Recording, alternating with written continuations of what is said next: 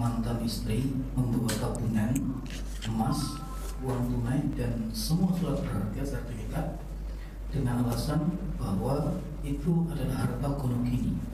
Bagaimana mantan suami harus bersikap?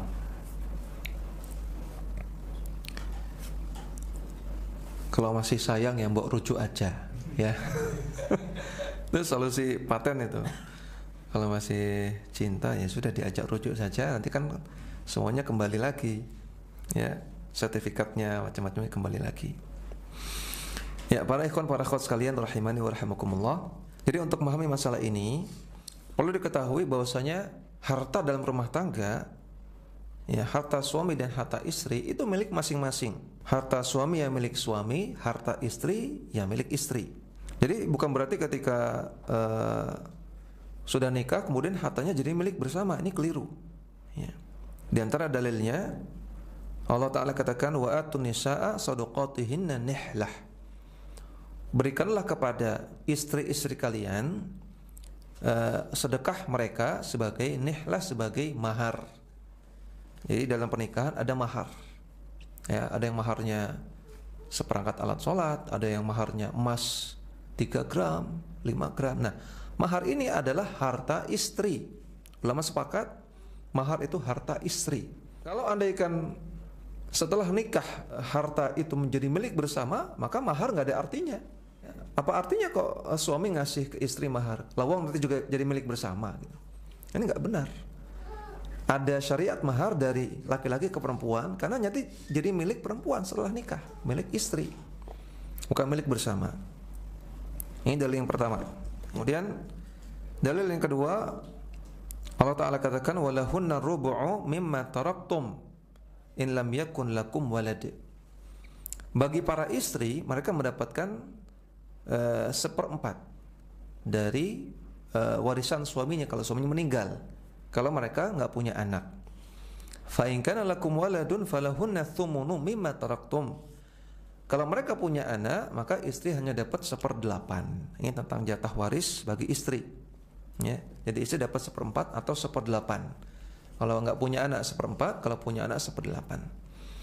Ini menunjukkan harta suami dan harta istri beda.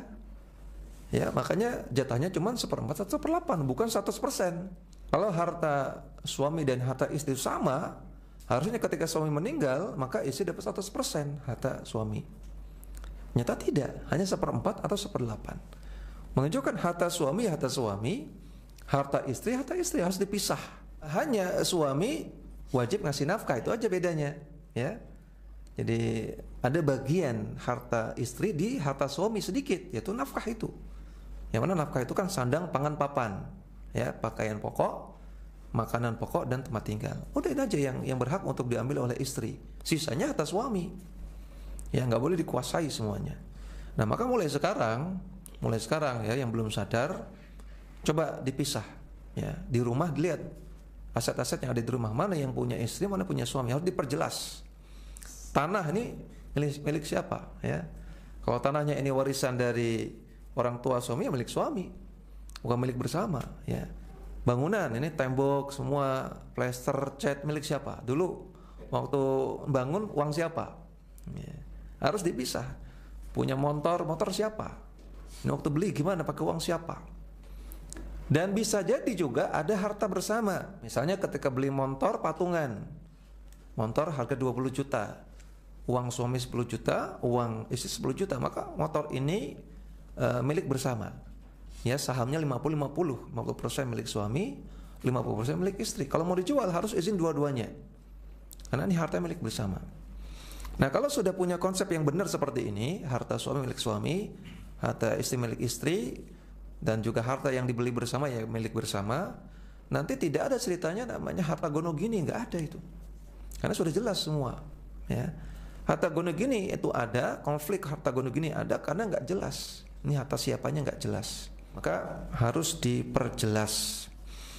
Dan ketidakjelasan dalam menentukan mana harta suami, mana harta istri ini akan menyebabkan banyak konflik di belakang. Selain tadi konflik harta gono gini, ya, kemudian konflik dalam masalah warisan.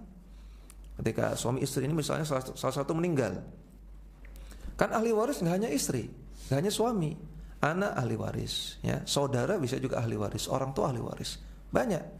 Kalau harta istri suami nggak jelas, nanti baginya gimana? Ada konflik of interest nanti. Ya.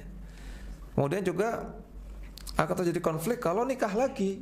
Wah, kalau nikah lagi, misalnya suami punya motor 3, gitu ya, dia nikah lagi, istri kedua.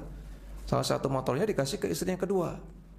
Kalau nggak jelas ini motor siapa, nanti cekcok nih, mas kok itu motor dikasih ke istri kedua, ke maduku gitu. Itu kan kita beli bareng gitu. Belinya patungan, kok dikasih? Izin dulu dong sama saya. Konflik kalau nggak jelas. Ya. Nah, maka sekali lagi coba diperjelas dari sekarang mana harta suami, mana harta istri.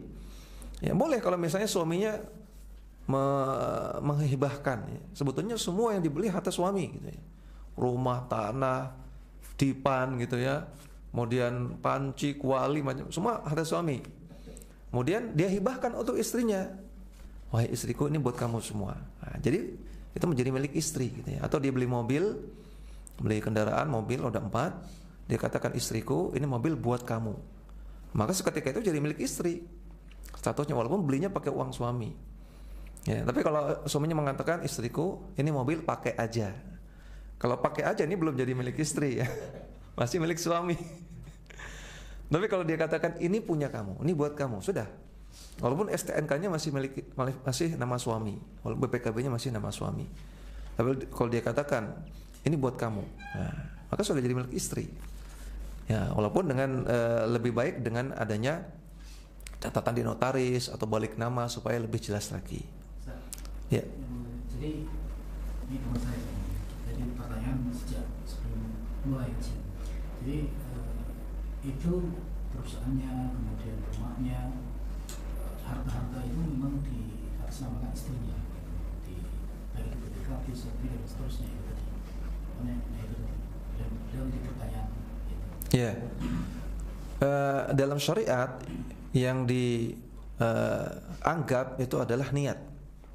Ya, yang dianggap adalah niat. Innamal a'malu binniyat. Setiap amalan tergantung niatnya. Adapun kertas, apa yang ada di atas kertas itu pendukung saja. Ya, bukan niat utama.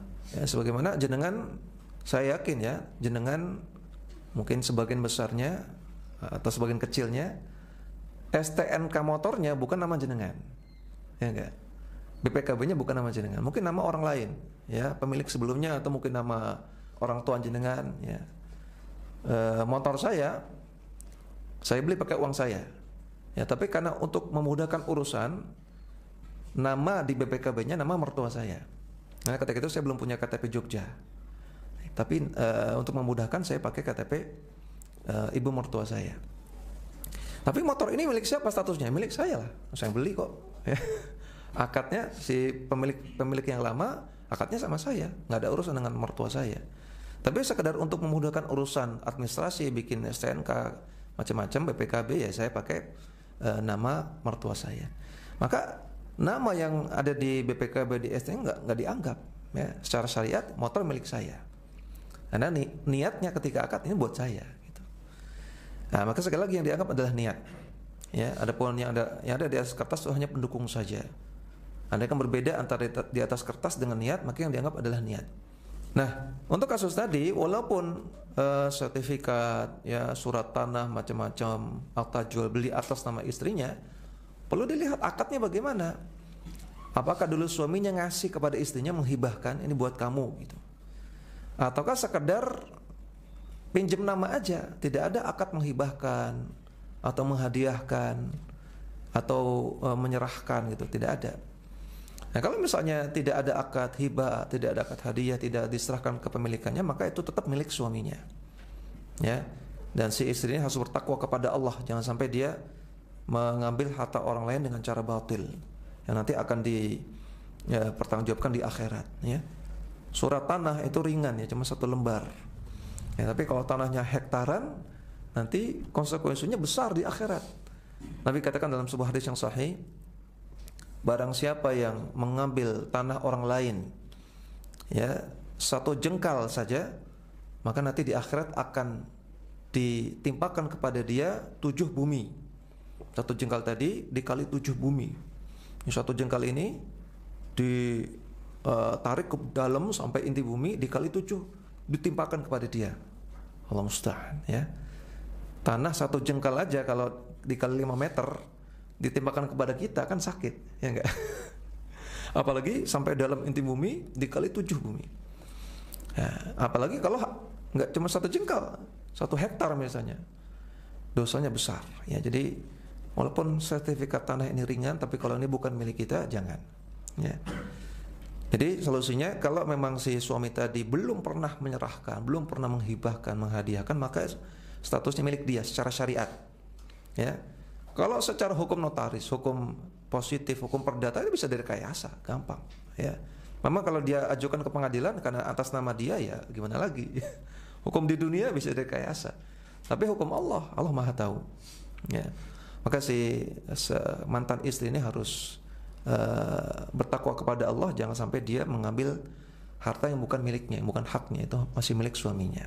Dan ini bisa diperkarakan, ya. Jadi kalau bisa dia bujuk secara halus, ya diajak ngomong bahwasanya saya nggak pernah ngasih ke kamu, ini harta milik saya secara syariat. Mudah-mudahan si mantan istri ini sadar, ya dia kasihkan semuanya. Kalau nggak berhasil juga, ya maka ajukan ke pengadilan, sampaikan saksi, sampaikan bukti bahwasanya cuma titip nama aja. Ya, saya nggak pernah nyerahkan, cuma titip nama saja. Saya nuntut balik harta saya ini. Ini bisa diusahakan ke pengadilan. Ya, wallahu a'lam.